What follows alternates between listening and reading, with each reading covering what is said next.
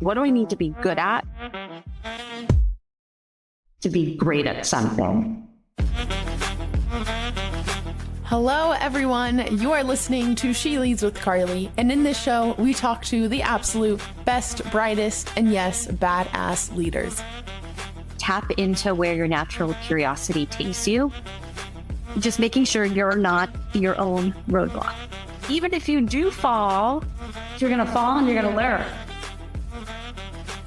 Together, let's build a DNA of what it takes to rise to the top and truly make an impact.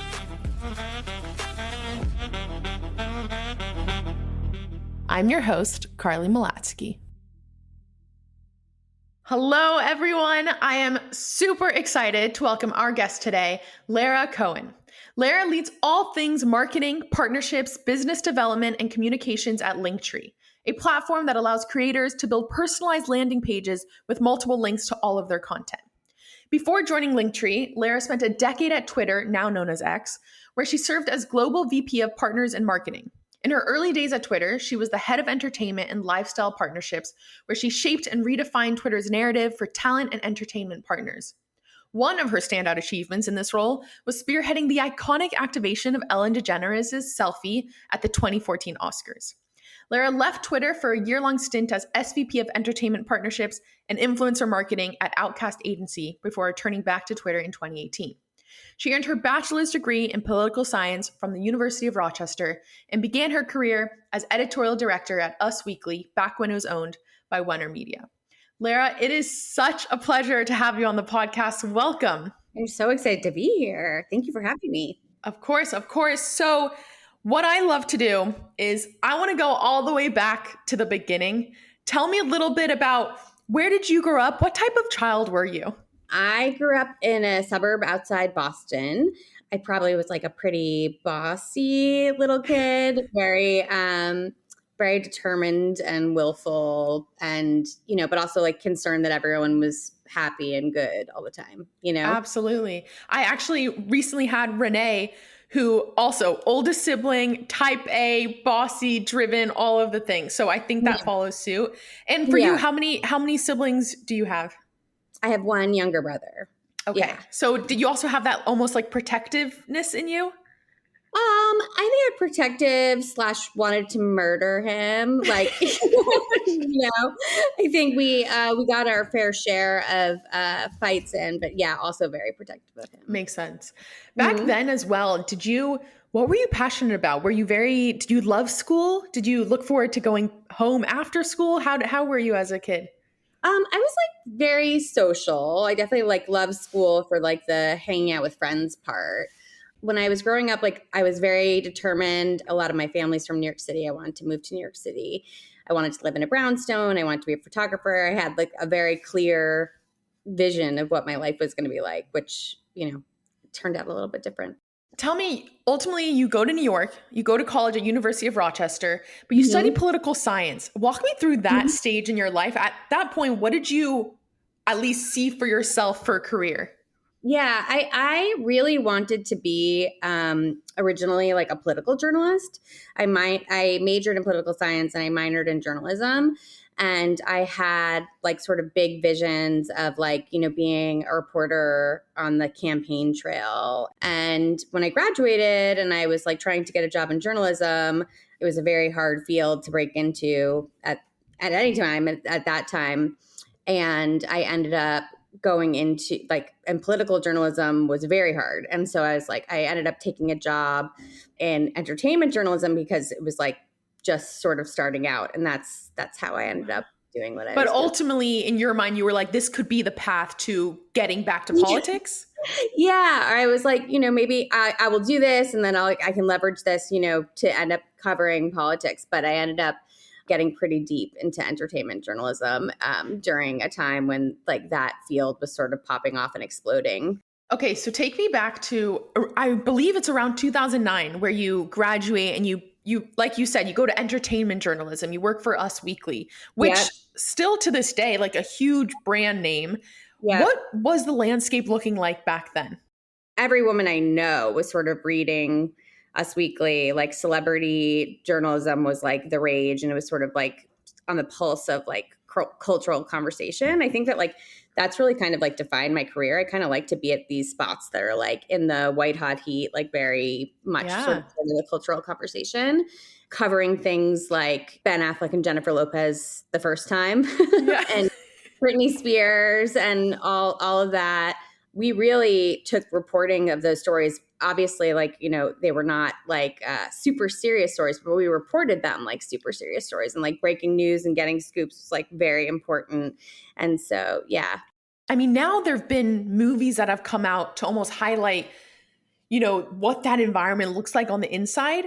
And as a young woman, you know, just graduated college, what was that experience like for you? Did you ever have moments where you were like, shit, like I need to get out of here? Or how did you, yeah, a little bit of that. It was wild. I think at that time, especially in New York City, you know, it was like, it was pretty wild to be like working at a women's magazine when The Devil Wears Prada comes out, you know.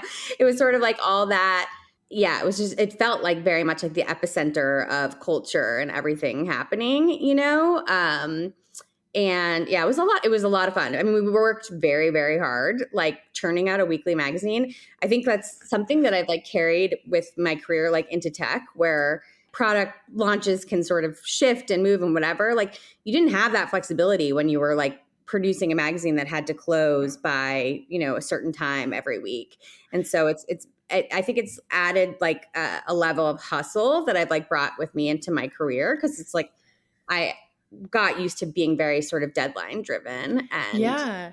It's so interesting. And we'll get into that transition, right, into tech, but it is so fascinating to hear about, again, like you said, that hustle factor that maybe when you get to those big tech companies, you don't necessarily have, right? Like it's not the end of the world if, you know, it's delayed or we didn't reach that deadline. So whereas for journalism, I was weirded out. Like when I first got into tech, I felt like the pace was actually like much slower than it had been in working for like, you know, a magazine or a website at that time. And in your mind, were you like, this is it? Like this is the perfect balance of passion and career security? Or did you ever have that conflict where it's like, what do I need to do in life? Even when I was like really young in journalism, I looked around and I was like, it's pretty weird. There's like no one over the age of 40 anywhere. Like I was like, what happens to everyone? You know? And then it became pretty clear that journalism was changing. You know, we obviously it's like started putting more focus onto our website, and it felt like the landscape was changing, and it felt like the right move for me professionally would be to try to, at that time, like break into tech, which felt a little bit riskier. I was giving up a position where, you know, I had a really big team at Us Weekly. I had like a pretty like cushy perks. You know, there's a world in which like I could have eventually like been the editor in chief. When I went to Twitter, I took a pay cut. You know, like I was like, I had 1 or 2 direct reports. Like it was like seemingly kind of a step down and a gamble, but like ended up being obviously like a really great decision for me. What ultimately gravitated you towards Twitter? When were you first introduced to that? And how clear was it to be like, this is the next wave of media. This is where we're going towards. Yeah.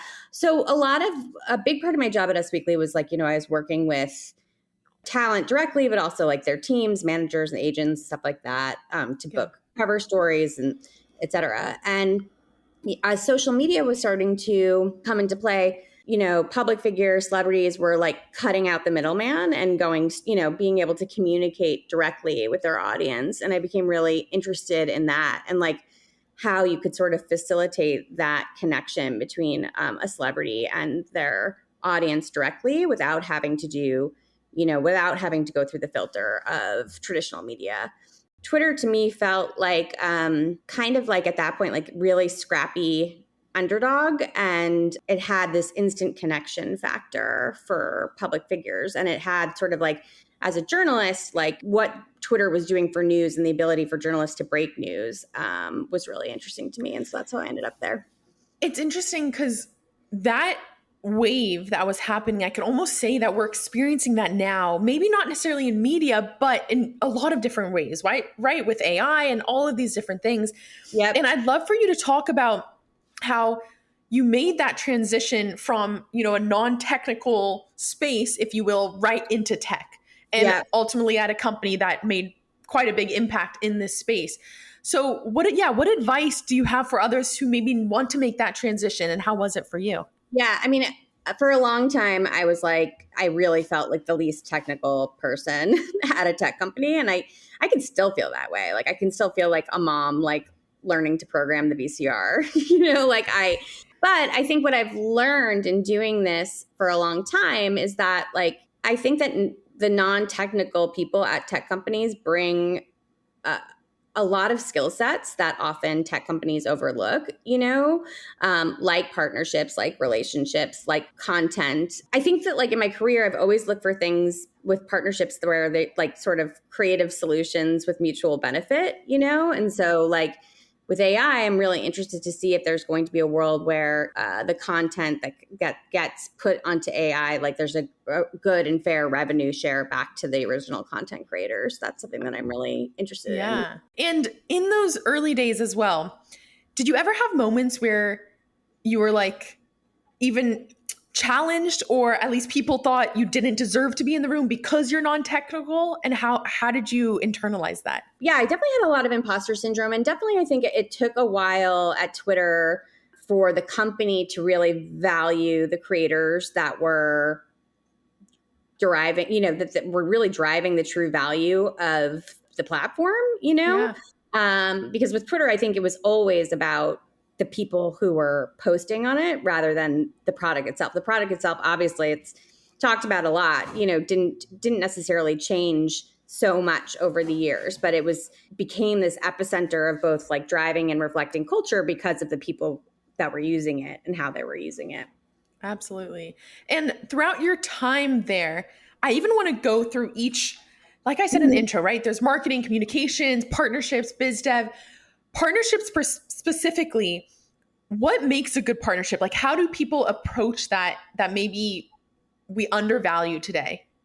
Yeah, it's funny because I think that only at Linktree have I've taken on, like, the role now of business development. And I think really what I was like, partnerships in business, I think for a long time I was like business development sounds mathy, I don't think that I can do that, but really I think what business development and partnerships are really just, like, again, like, finding creative solutions, with mutual benefit to both parties, and sort of figuring out a way that 1 + 1 can equal 3 or 4, by finding ways to work together. And so, like, when I first got to Twitter, and at that point, not that many celebrities and public figures were on, it was really about making the case to the industry that, like, this is your way of speaking directly to your audience. You don't have to wait for an interview. You don't have to wait to, like, get booked on the cover of a magazine. You can sort of define yourself directly to your audience.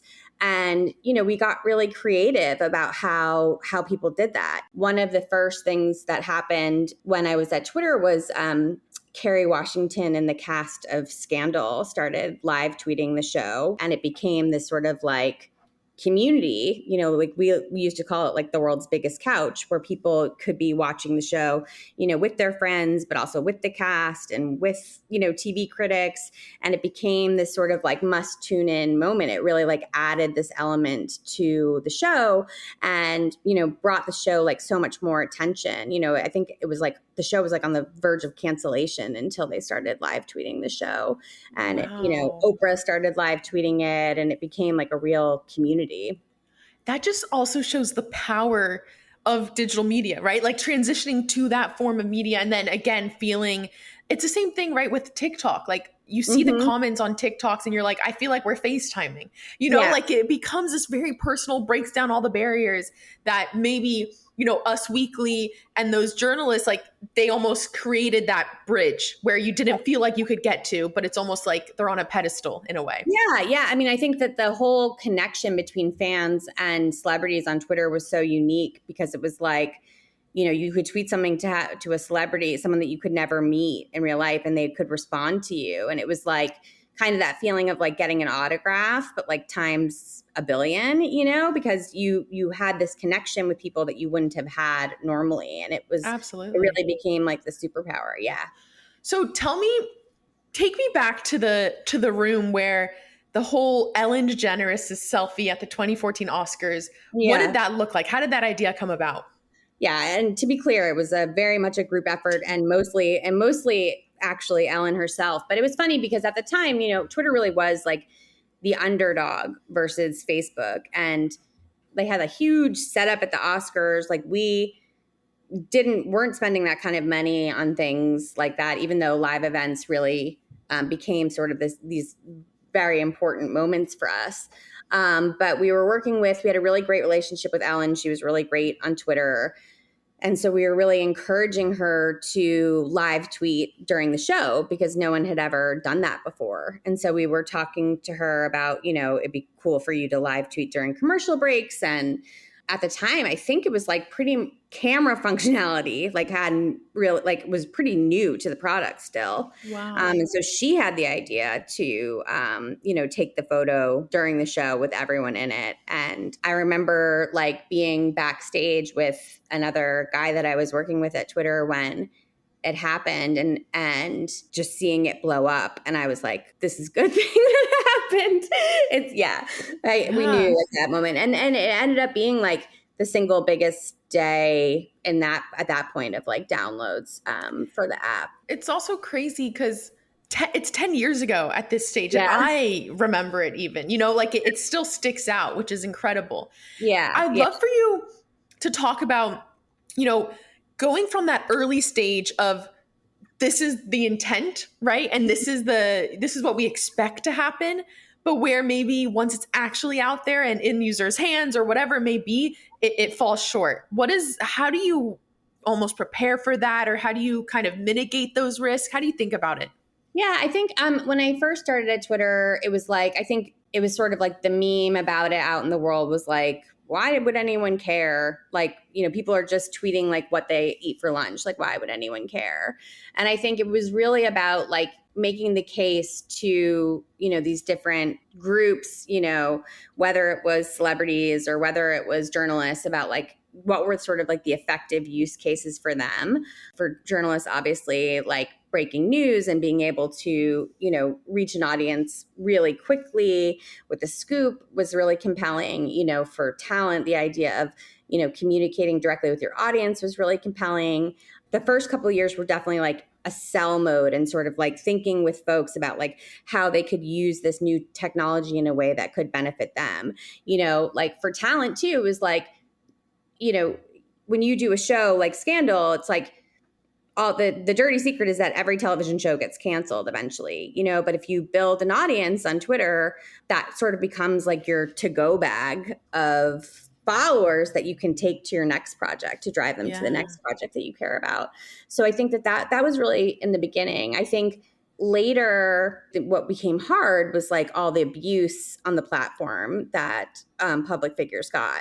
There was at first this magic of being able to connect with people all the time, and then that definitely soured. And so I think a lot of my work then at the company really pivoted to trying to make the platform safer, trying to work with our policy team to make sure that, the people that were driving the most engagement on the platform were having good experiences, because there were a lot of celebrities and public figures who weren't.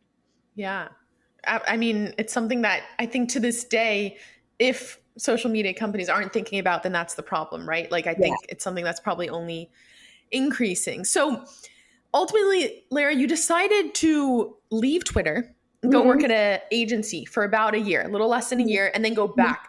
Walk me through that thought process of, feeling ready to leave and then, that experience to come back. It was funny because, all tech companies, Twitter was really going through a moment at that point. There had been a big turnover of the leadership team. And it was sort of oh, you're only supposed to stay at these companies for 4 years. And, I started looking around, and Outcast, there was this woman, Alex Constantinople, who was the CEO of Outcast at the time, one of my favorite people. And her whole vibe, it was it felt like walking into a Nancy Meyers movie.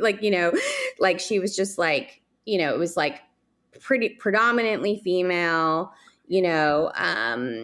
company, and it just felt like kind of like a warm hug of a place to go.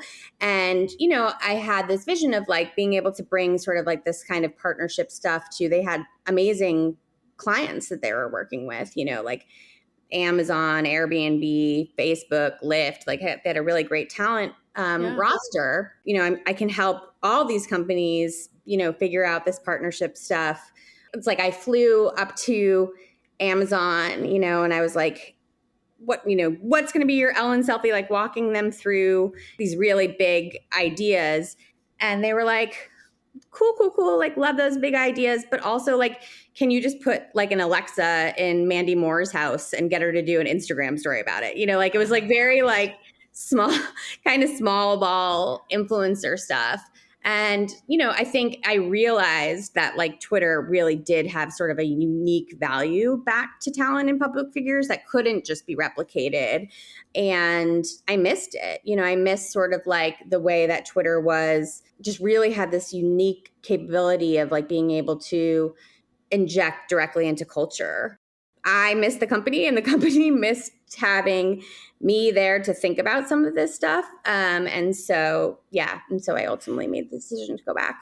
And it seemed as well that you were able to be creative and think widely and, big ideas that maybe, people aren't thinking about. And Twitter almost enabled you and welcomed those crazy ideas. Is that right? Like it's almost being in that environment. Like, I think that professionally, like I'm definitely the kind of person who does well with like a lot of white space and can sort of like reimagine the way something has worked. Like I think Twitter gave a lot of flexibility to sort of do that and do that in a way that was like powerful and had a lot of impact. It's amazing because I think, first of all, many people can relate in the sense that like they want to be free. They want to give their ideas and they want to actually, execute on them. I'm so curious what aspects of working at the end of the day, a tech company, a culture, whatnot, what aspects required maybe the greatest learning curve that you almost had to adapt to? Oh, well, first of all, like, the environment from coming from like female, like, women's magazines at that point, that was kind of like a cutthroat industry, like Devil Wears Prada was not totally far off. And so like, there was a lot of sharp elbows in that. And then I think coming into tech where everything was like, at least on the surface, like very nicey. I think like learning to sort of adopt the style and not try to be like sort of the smartest, bossiest person in the room was definitely an adjustment. Later, it became about like how to really sell through the value of like the non-technical stuff that you were bringing into a tech platform, what people often deem like sort of the soft skills, but really making the case that that's incredibly important to a company like Twitter, and a lot of it was like, becoming much more friendly with like much closer with the product folks and learning how to appeal to them in terms of like getting what you needed back to the customer. It is still one of these things where a lot of technical folks don't always value like that the people that side of the house, and like I think it's always a struggle for me to not carry like any PTSD and make assume bad intent from like tech folks. But it's sort of like, hey, I don't walk into your meeting and tell you how to code because like I definitely don't know how to do that. Likewise, like you shouldn't assume that you know how to best do a go-to-market with like a specific cohort of people or think about like how to work with a certain group of users, Absolutely. And I feel like that's something. Have you ever had a moment in your career where you actually had to stand up for yourself, vocally and almost put them in their place in a way, or at least like what you said, right? Like, I'm not going to tell you how to code. Please don't, undermine my abilities. Have you had that? Because I do think a lot of people are silent in those moments as well.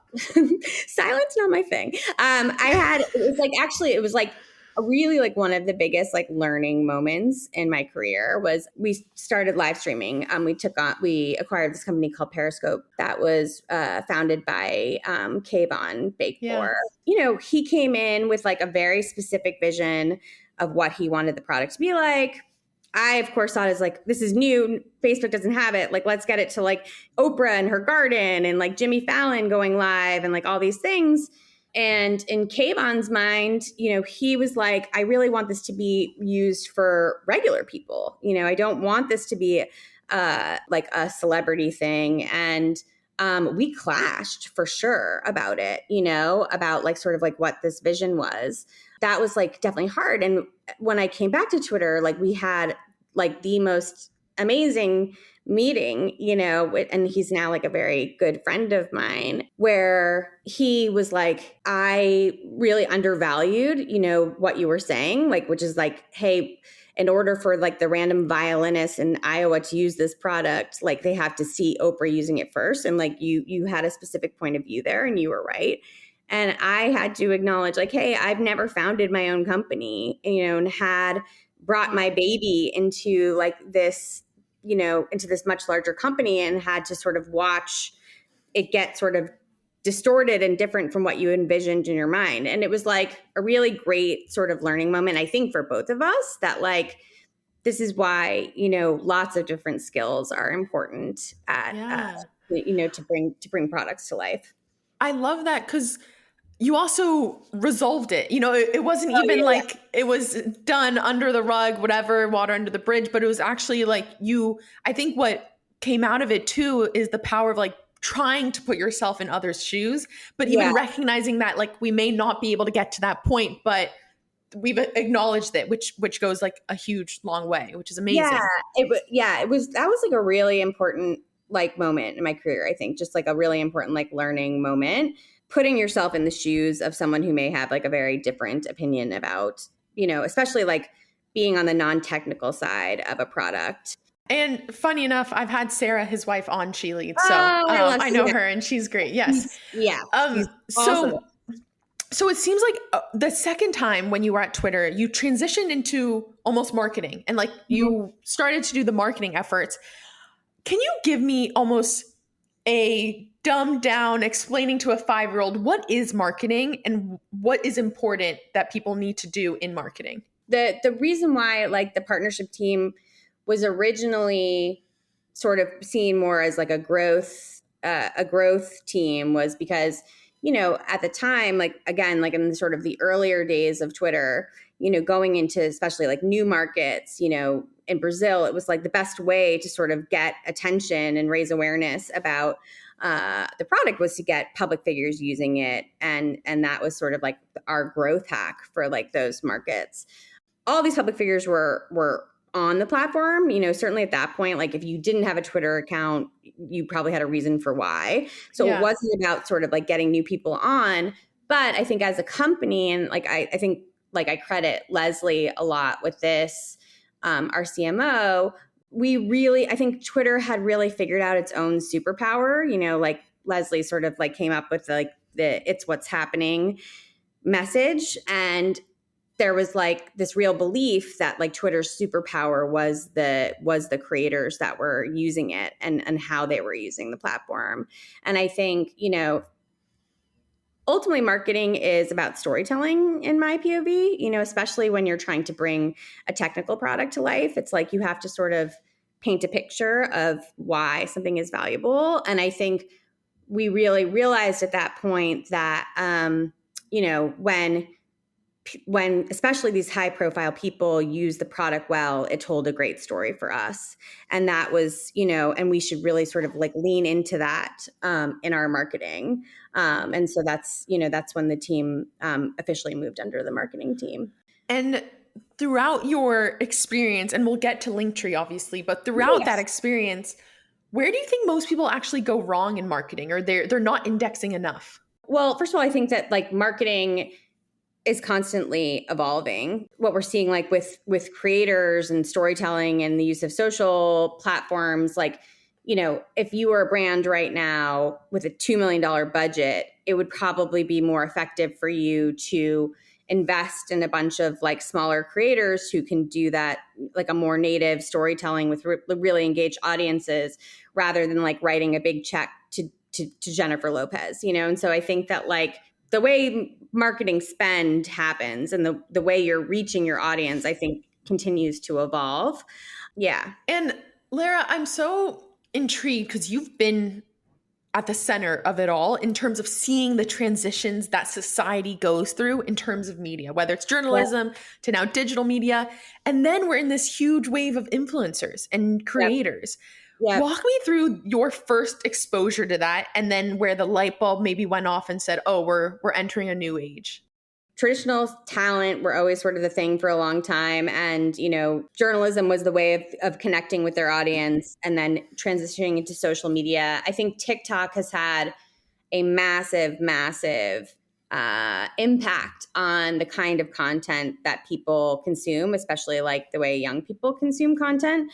And it's really moved away from sort of like long form scripted content that's talent driven to, I think, much more of like a homegrown, authentic UGC type content, which is why I think, the celebrities or the people who are sort of relevant to, especially like young people right now, it's less about sort of like the traditional movie stars. It's more about content creators or celebrities who've figured out how to really be themselves very authentically online and like show up very authentically online to their audiences.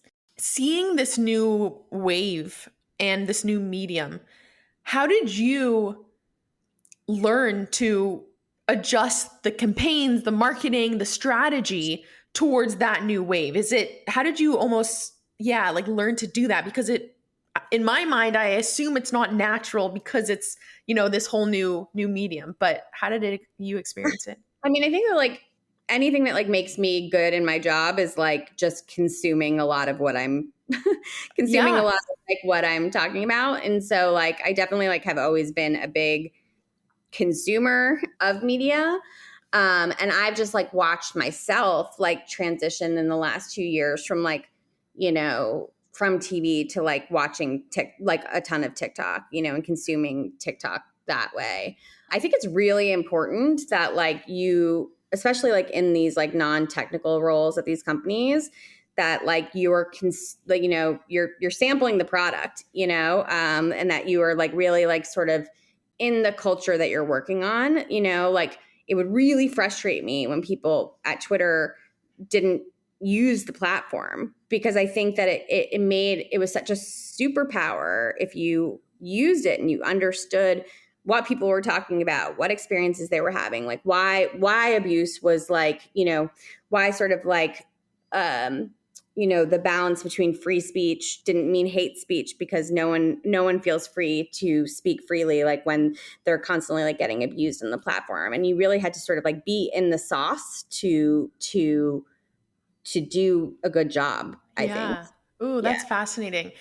I remember for me, I had that unlock where TikTok, it wasn't necessarily directly competing with the Instagram, Twitter, and Facebooks of the world, but in a weird way, it's also Netflix, right? Like instead of choosing what to watch, I'm, sitting on my couch and I'm like, oh no, TikTok will just tell me what to watch, and it's so much easier. So it's almost like that attention competitiveness, which is so it's super interesting. Totally.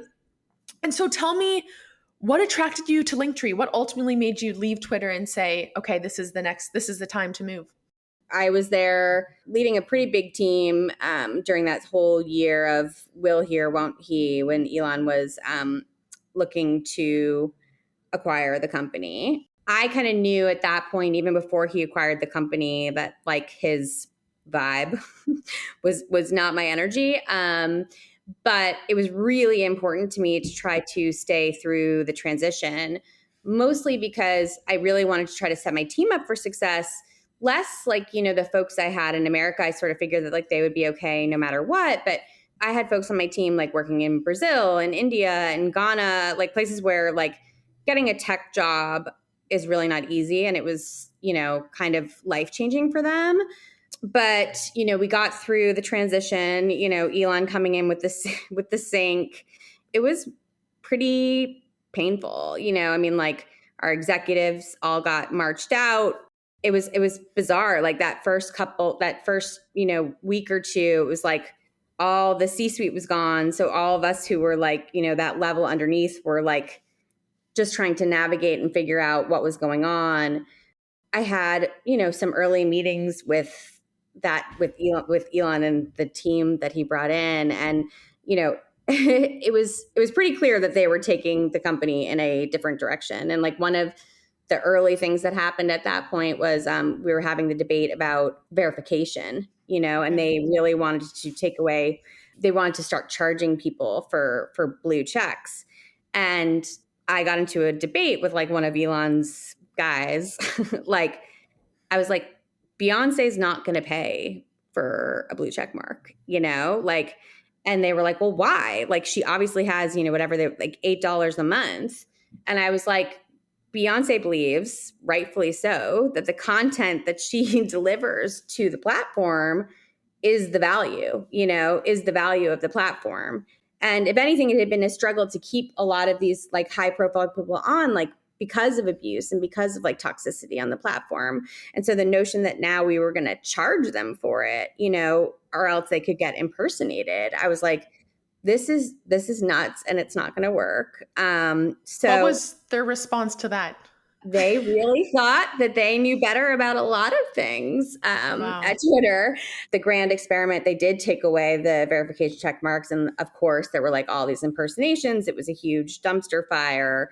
Elon ended up walking that back and reinstating check marks for talent. It's been somewhat vindicating, I think, for a lot of us who are at Twitter to see, both vindicating and incredibly sad to see what's happened to the platform. Because there were so many of us there who, I have a lot of friends who were there for like the full decade that I was there. We really built it into what it was. And it's definitely a much, much different place now.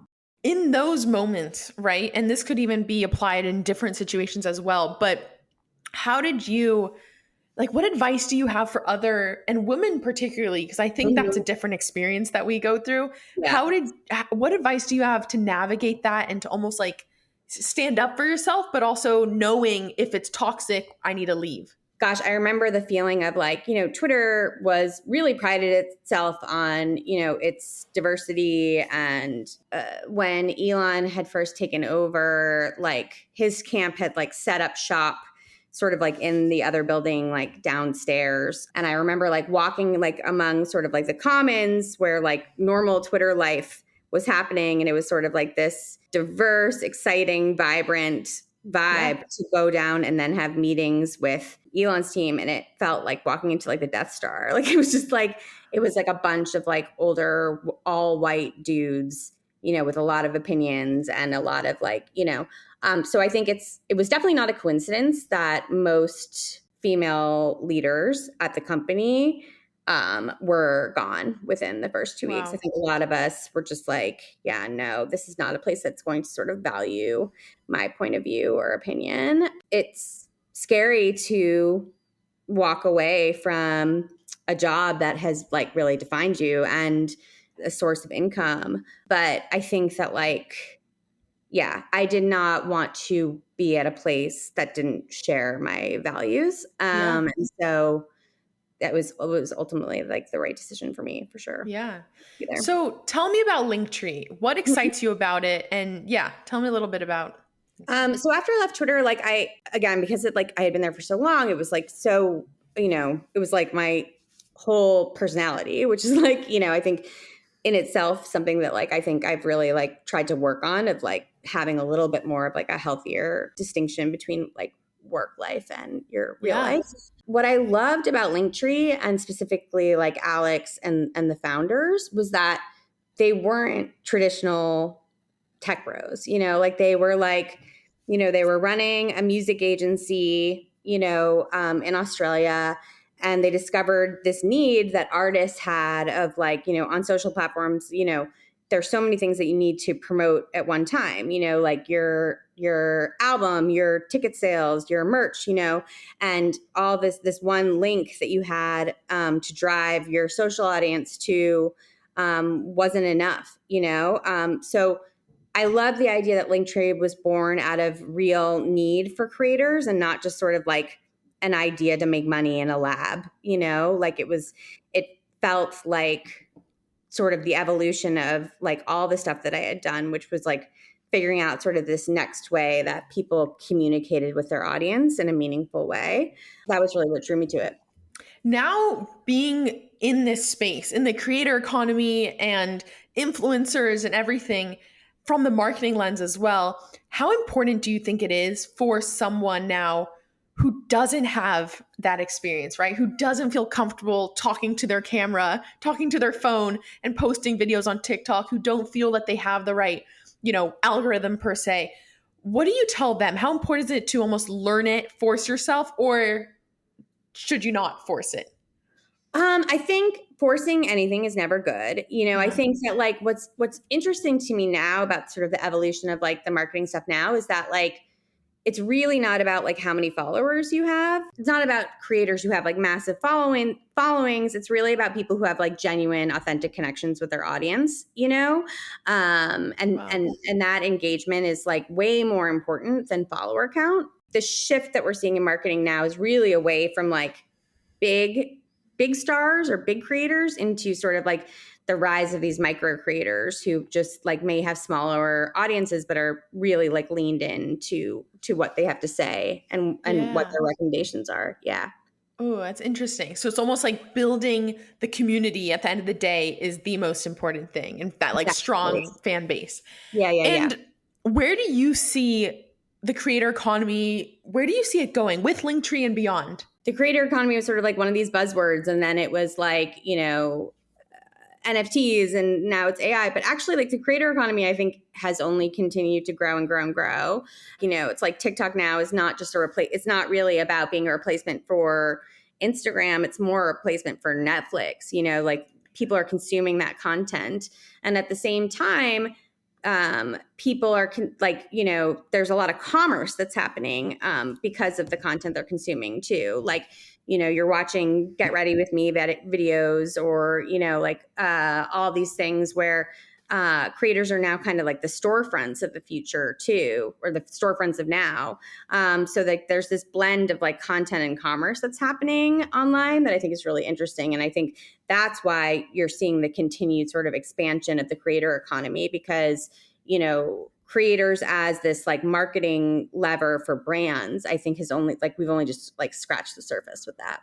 By the time this is out there in the world, yes. You most recently have released this incredible campaign with Linktree partnering with vote.org for National Voter Registration Day. Tell me a little bit about that. What makes you excited about it and proud to release this now? I love a good social good project. And I think, there's no better social good than sort of like motivating people, especially young people, to vote. We partner with vote.org, who's like the biggest, nonpartisan voter organization. And we were just thinking about ways that like that creators, of all size and scale could sort of give over what we see as sort of like the most valuable real estate on the internet, their link in bio, to this effort of getting their audiences registered to vote, check their voter registration. And so we started this campaign where, we have this functionality where, if you click on someone's Linktree on National Voter Registration Day, it will automatically redirect you to a page to check your voter registration status. And if you're not registered to vote, register to vote. A lot of like what I've always done is like help talent or creators of any size, like sort of connect their audiences with what they're most passionate about. And I think, in this election year, like so many creators that we're seeing are super passionate about, democracy. And so, it was, I love it. I'm really proud of it. It's amazing. And even going back, can you give me a almost breakdown of how long does it take to prepare a campaign and partnership and, making sure you're getting these notable figures a part of it as well? Like, what does that look like? Again, it comes back to like sort of like those magazines roots. Like I can work scrappy and quick, but this one we worked on for a while. I think we had to figure out sort of like the technical functionality of it. And then, the amazing partnership team went out and sort of like brought on board a whole range of, high profile to these micro creators, like a big broad range of people to get involved in this project. So, yeah. That's awesome. I love it. And it's kind of funny. I don't know if you realize, but going back to the very beginning, right? Getting a degree in political science, like wanting to go to political journalism. Yeah. It's a nice little circle loop there. That's amazing. Yeah. All right. I have 2 more questions for you. One is, what is your hottest take? Well, one that's been very controversial over the years is that Kim Kardashian is actually a very nice person. And I feel like I've been a Kim Kardashian apologist for many years. Yeah. I also think that like a $20 bottle of wine is probably as good as anything that you're going to pay $300 That's for. great. It's a very controversial take. I love it. Also, I'm with you with Kim Kardashian. I was looking at her Instagram story last night of how she created a contract for Saint, her son, to have a YouTube channel. And it was just, anyway, she's awesome. Yeah, I agree. Okay, my last question for you is, what craft are you spending a lifetime honing? Being a good friend is like something that's like forever really important to me, and something that like I feel like I take really seriously and put a lot of effort and time and thought into. I think that's I love it. That's a great one. Thank you so much for coming on this podcast. It has been such a pleasure, and it felt so fast, but it's been amazing. Thank you again. Yeah, it was amazing. Thank you so much. Thank you so much for listening to the show this week. If you enjoyed, please spread the word. Tell someone about She Leads or post about it on social media and tag us. If you want to contact us, feel free to send over a message through the She Leads Instagram page at sheleads.show. If you want to follow us on Twitter, our account is @SheLeadsShow, and mine is @CarlyMalatsky. This episode was produced and edited by Nick Verschow. Thank you also to our partner, Floodgate. If you're passionate about startups and want to learn more about the starting journey of those who have built groundbreaking companies, I highly recommend listening to Starting Greatness with Mike Maples Jr., the founding partner of Floodgate. He has an incredible show that, in my opinion, is definitely worth your time. Thanks again.